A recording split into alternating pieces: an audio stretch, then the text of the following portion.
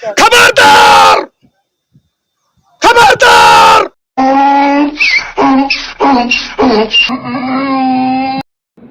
हा mental hospital मधनं पळालं जनावरांचं मेंटल हॉस्पिटल कुठं असते तर याला नेऊन त्या जनावरांच्या मेंटल हॉस्पिटलमध्ये भरती करा.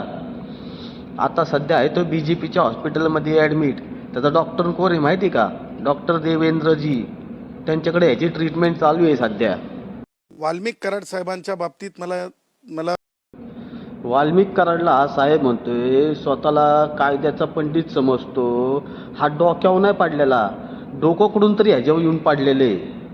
म्हणा जी माहिती घेत आहे मी तेथील आमच्या वंजारी भावांकडून, त्याच्यामध्ये कुठेही जे आहे वाल्मिक कराड साहेबांचं नाव आलेलं नाही आहे. हो, हा माहिती घेतोय वंजारी समाजांच्या बांधवांकडनं. अरे पोलीस यंत्रणा कुठं गेली? कुठं गेलं संविधान? कुठं गेला कायदा? बेअक्लीगत बोलतो, जातीपातीचं राजकारण करतो. जातींमध्ये भांडण लावायचं मेन कारण हा झिपऱ्या. समर्थन करतो, त्यांच्या वक्तव्याचं स्वागत करतो आणि जे टीका करत आहेत त्यांनी दुसऱ्यांना म्हणजे भाषेचं ज्ञान पाजवायचा प्रयत्न करू नये. खाल्ला ना? चांगला खाल्ला ना?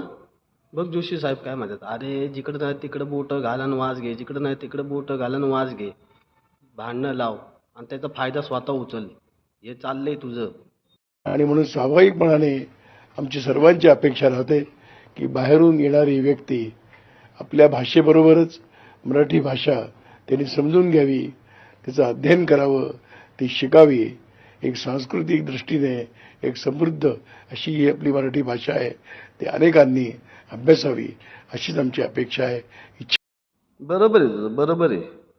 अरे दुसऱ्यांच्या अवलादी काढतो, स्वतःच्या बघा जरा. ना इंग्लिश ना हिंदी ना मराठी, काय कॉकटेल मॉकटेल चाललंय सगळं. सिद्धिविनायक टेम्पल मध्ये एक ड्रेस कोड ते म्हणते की शॉर्ट स्कर्ट्स आणि शॉर्ट्स नाही वेअर करायचे. We are in the 21st century. तुम्ही कोण आहे आम्हाला सांगायला की कसं ड्रेस करायचं आमच्या टेम्पल मध्ये to go in the temple. एक महिला न्यायासाठी लढतीये, स्वतःच्या मुलांसाठी लढतीये. तिला न्याय द्यायचं सोडलं आणि तिच्याकडे 50 लाख रुपये मागतो काय झिपऱ्या, अस्वल तोंड्या. सदावर्ते जे आहे, सदावर्ते जे वकील आहे ते माझ्यासाठी तो वकील पण नाहीये.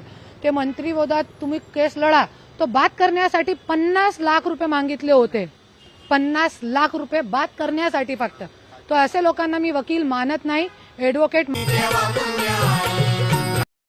अरे वकील आहे तू, काय तुझं प्रोफेशन? गुणरत्न कुणी नाव ठेवलं तुझं? तू गुन्हा आहे गुन्हा. कोण माहिती का? नटरंग. हा झिपऱ्या कसा जातीपातीमध्ये लोकांमध्ये राजकारणामध्ये भांडण लावून स्वतःचा फायदा करून घेतो, हे मी तुम्हाला पुढच्या व्हिडिओमध्ये पण दाखवून देणार आहे. तर बघत राहा, लाईक करा, सबस्क्राईब करा. नुसतं पुरींचा डान्स नका बघू.